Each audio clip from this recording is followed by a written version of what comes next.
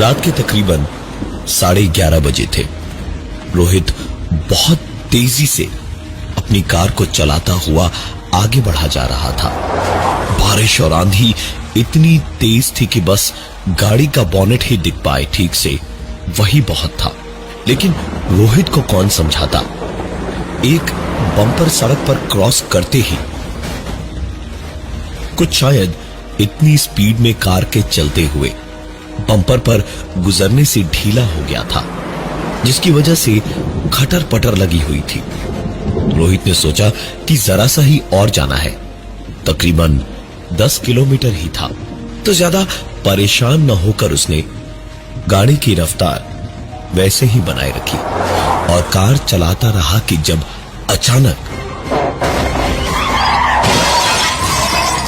गाड़ी का बोनेट एकदम अचानक एक झटके से खुला और खुलकर इतनी तेज विंडशील्ड से टकराया कि पूरा कांच छोटे छोटे टुकड़ों में बिखरकर कार के सामने की सीट पर फैल गया। थोड़े बहुत कांच के टुकड़े आकर रोहित के भी धंस गए और आखिरकार गाड़ी डिसबैलेंस होकर के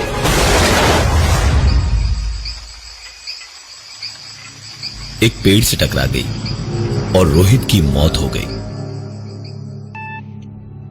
रात के तकरीबन 2:30 बजे थे। प्रतीक का फोन बजा तो किचन में प्लेट्स रख रहा था। वो जल्दी जल्दी दौड़ा दौड़ा आया और चार्जिंग पर लगा मोबाइल रिसीव किया तो उधर से कुशल ने हड़बड़ाते हुए कहा, भाई जल्दी से नेशनल हाईवे पर आजा भाई, रोहित की कार का एक्सीडेंट हो गया है, वो मारा गया है। कह रहे हैं कि 3 घंटे पहले एक्सीडेंट हुआ था और तुरंत ही मर गया है। भाई हम सबको छोड़कर चला गया रोहित भाई, हम सबको छोड़कर चला गया।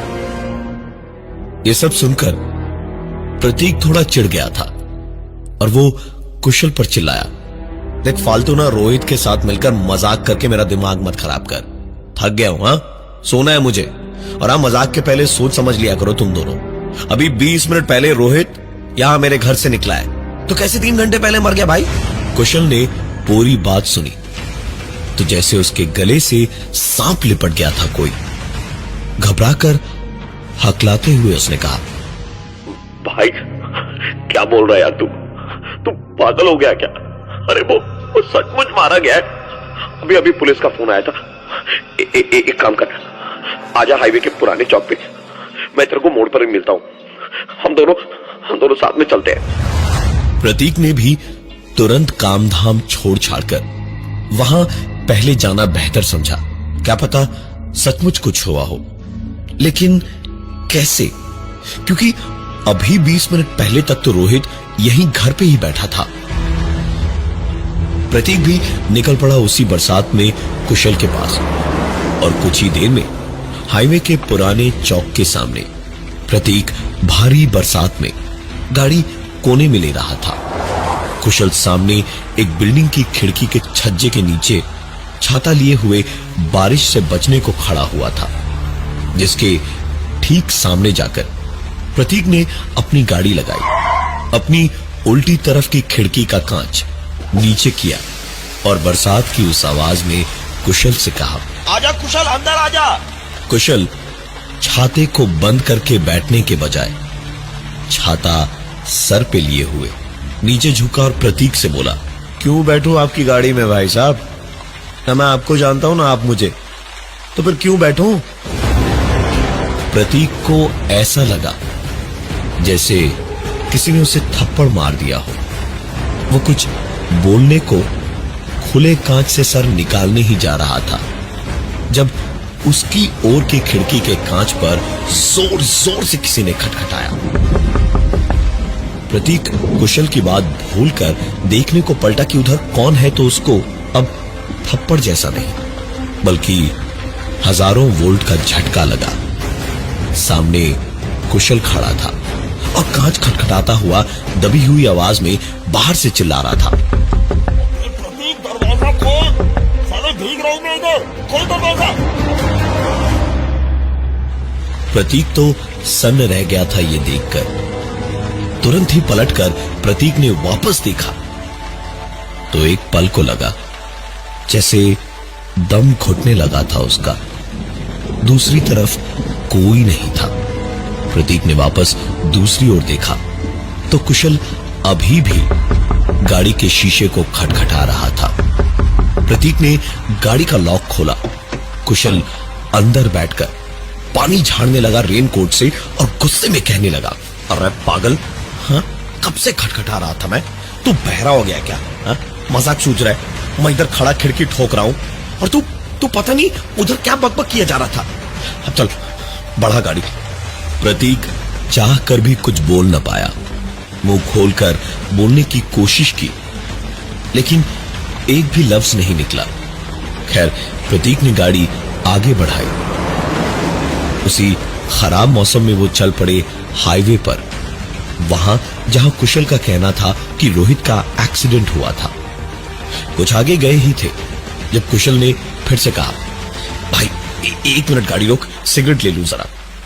प्रतीक ने कार साइड में लगाकर रोकी। रास्ता पार करके दुकान तक जाने को कुशल उतरा और उसी भारी बरसात में उतरकर कुशल सर पर हाथ से पानी रोकने की बेवकूफों जैसी कोशिश करता हुआ दुकान तक भाग ही रहा था जब अचानक नीचे सड़क पर टूट कर गिरा हुआ एक हाई टेंशन बिजली का तार था, जिसपे कुशल का जूता पड़ा और बरसात के ठंडे पानी ने कुशल के बदन में पैर के नाखूनों से लेकर सर के बालों तक एक एक सर्रे में इतनी बिजली कुछ ही लम्हों में दौड़ा दी कि कुशल धुआं धुआं होकर वहीं झुलसकर तड़पता हुआ गिर पड़ा और बिना चीखे ही इस दुनिया से प्रतीक की आंखों के सामने चल बसा।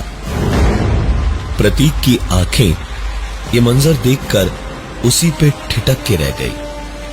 आसपास दुकान पर खड़े लोग डंडा लेकर कुशल को छुड़ाने की कोशिश करने लगे, लेकिन कोई फायदा नहीं था क्योंकि कुशल मर चुका था।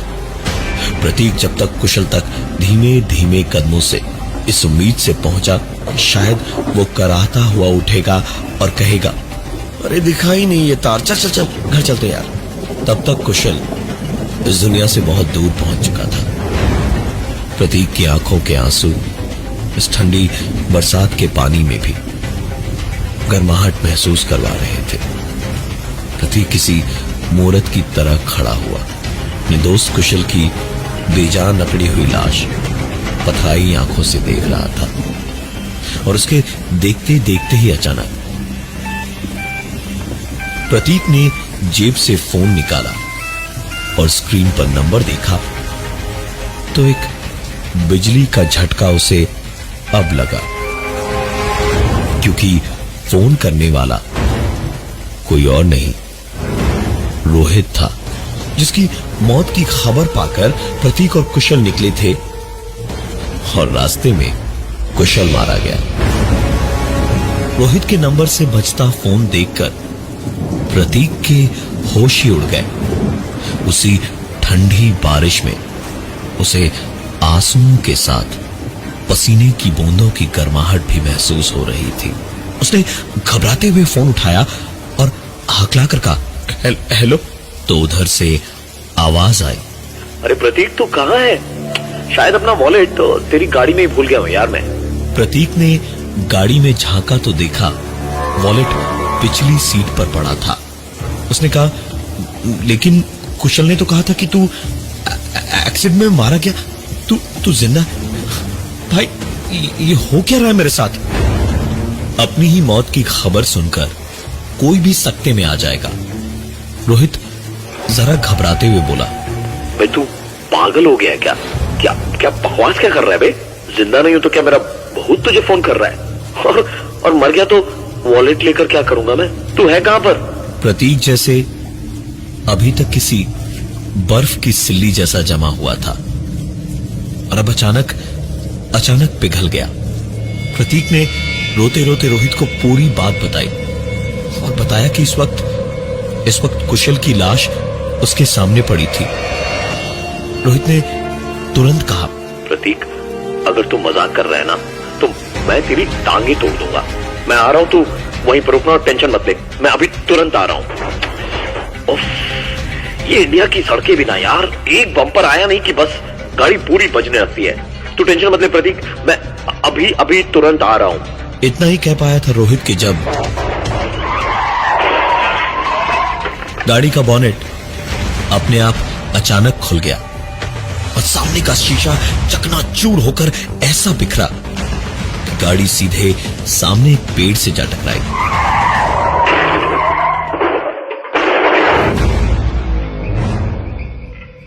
और रोहित सचमुच वैसे ही एक्सीडेंट में मारा गया जैसे एक्सीडेंट की बात कुशल ने की थी।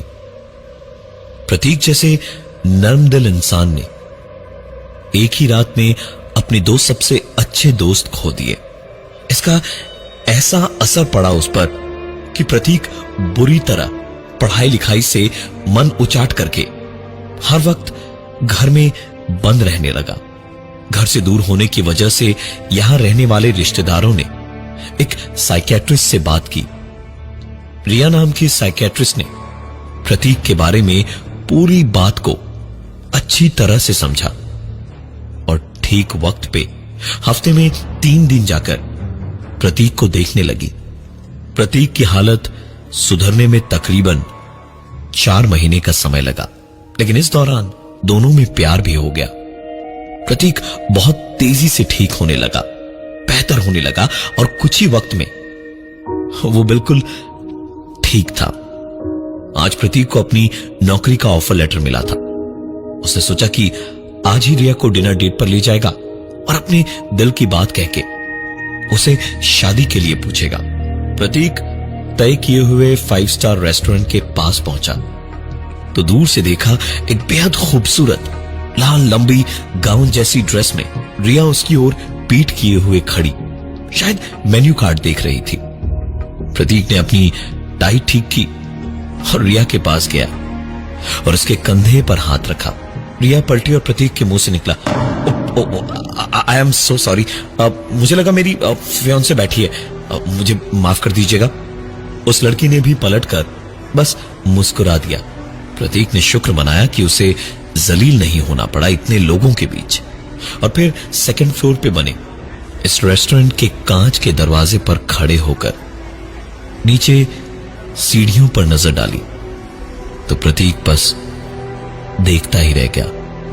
बेहद खूबसूरत लग रही थी रिया, सचमुच वैसा ही लाल रंग का लंबा गाउन जैसा ड्रेस पहने हुए सीढ़ियां चढ़ती हुई प्रतीक को देखकर मुस्कुरा रही थी, शर्मा रही थी। प्रतीक ने भी सोचा कि क्या इत्तेफाक है। मुस्कुराता हुआ वापस एक बार उस लड़की की ओर पलटा जिसे पहले रिया समझ बैठा था तो देखा कि वो सीट खाली पड़ी थी और वो रिया जैसे दिखने वाली लड़की कहीं भी नहीं थी। प्रतीक उस लड़की को ढूंढ ही रहा था जब अचानक उसकी पीठ पीछे सीढ़ियों पर से एक चीख गूंजी।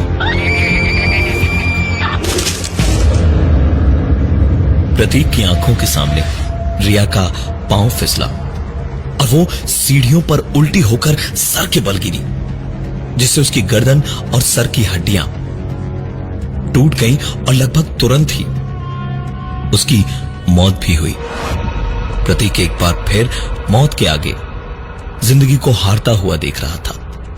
वो चाहकर भी कुछ नहीं कर सकता था, न वो चीख पाया न वो कुछ भी कह पाया। बस एक बार फिर से आंसुओं की गर्माहट अपने चेहरे पर महसूस हो रही थी उसे। बिल्कुल वैसा ही हाल था उसका इस वक्त जैसा कॉलेज में 7 महीने पहले उत्तम और गौतम का हुआ था। दोनों जुड़वा भाई थे। दोनों पढ़ने लिखने में तो तेज थे ही, शरारती भी बहुत थे। कभी दोनों अकेले नहीं होते थे। हर जुड़वा भाई बहनों में जरा सा कुछ न कुछ फर्क जरूर होता है, लेकिन इन दोनों में कौन उत्तम है और कौन गौतम ये पहचानने में कभी कभी इनके मां बाप भी धोखा खा जाते थे। एक दफे किसी बात पर दोनों भाइयों और रोहित, प्रतीक और कुशल में झगड़ा हो गया तो ये तीनों जानते ही थे कि एक साथ इन दोनों भाइयों से पार पाना मुश्किल है। तीनों ने उत्तम को एक रात घेरा और हाईवे पर एक ट्रक के सामने धक्का मार दिया। गौतम अपने आप अकेला पड़ गया। अपने भाई की मौत का सुनकर वो सहम गया और तीनों ने उसे भी नहीं छोड़ा। पानी की टैंक में उसे बंद कर दिया था, लेकिन भूल गए थे कि ठीक रात के 3 बजे पंप चला के टैंक में पानी भरा जाता है। कभी ऐसी हैवानियत का सोचा नहीं था किसी ने। उसी हाईवे पर उस सुबह रोहित जैसे किसी को कुशल ने देखा था, तो रोहित मारा गया। फिर कुशल जैसे ही किसी को प्रतीक ने देखा और कुशल मारा गया। फिर रिया जैसी दिखने वाली लड़की प्रतीक ने देखी, तो रिया भी मारी गई। प्रतीक के लिए अब यहां इस शहर में रहना या रुक पाना मुश्किल ही नहीं, नामुमकिन था। उसने ट्रांसफर उसी शहर में लिया जहां उसका घर था। मां बाप थे और सामान वगैरह लेकर अगली ही सुबह ट्रेन पकड़ ली उसने। 22 घंटे लगने थे घर पहुंचने में। पूरे वक्त सफर में घबराहट और डर के मारे प्रतीक का हाल इतना खराब था कि ना कुछ खाया ना पिया। आंखों आंखों में पूरी रात तो काट दी, लेकिन सुबह सुबह नींद आ ही गई और सोचा कि चलो जान बची। इतनी दूरी में अब कोई कैसे उसका नुकसान करेगा, और करना होता तो अभी तक तो नुकसान हो ही जाता। सब तो मर ही गए थे। वो इसलिए बच गया क्योंकि उसकी जिंदगी अभी और भी आगे लिखी थी। प्रतीक उठकर सीधे वॉश बेसिन की ओर चल पड़ा कि कम से कम मुंह तो धो ले। बेसिन पे पहुंचा तो एक आदमी वहां पर पहले से मुंह धो रहा था। प्रतीक ने सोचा मुंह ही धो रहा है, 2 मिनट में हट जाएगा, लेकिन वो आदमी मुंह धोए ही जा रहा था, धोए ही जा रहा था। आखिरकार प्रतीक ने खींच कर कहा, अरे अब क्या नहाकर हटेंगे आप? इतना सुनकर वो आदमी उठकर सीधा खड़ा हुआ और बेसिन के सामने लगे शीशे में मुस्कुराता हुआ प्रतीक को देखते हुए बोला, आराम से मुंह तो धो लेने दीजिए भाई साहब, क्या पता ट्रेन से जिंदा उतरूंगा या मुर्दा। उस शीशे में उस आदमी की मुस्कुराती सूरत देखकर और सर्द आवाज में ये बात सुनकर प्रतीक की सांसें हलक में अटक कर रह गई, क्योंकि शीशे में दिखने वाली वो मुस्कुराती सूरत जो बेसिन पर मुंह धो रही थी, वो किसी और की नहीं, खुद प्रतीक की थी। इसका मतलब अब बारी प्रतीक की थी। तो कैसी लगी आपको ये कहानी, हमको कमेंट में जरूर बताना। पसंद आई है तो लाइक करें, कमेंट करें, अपने दोस्तों के साथ शेयर करें, और नए आए हैं तो हमारे चैनल को सब्सक्राइब करें। बाकी मैं मिलता हूं आपको अगली कहानी के साथ, तब तक के लिए टेक केयर, बाय।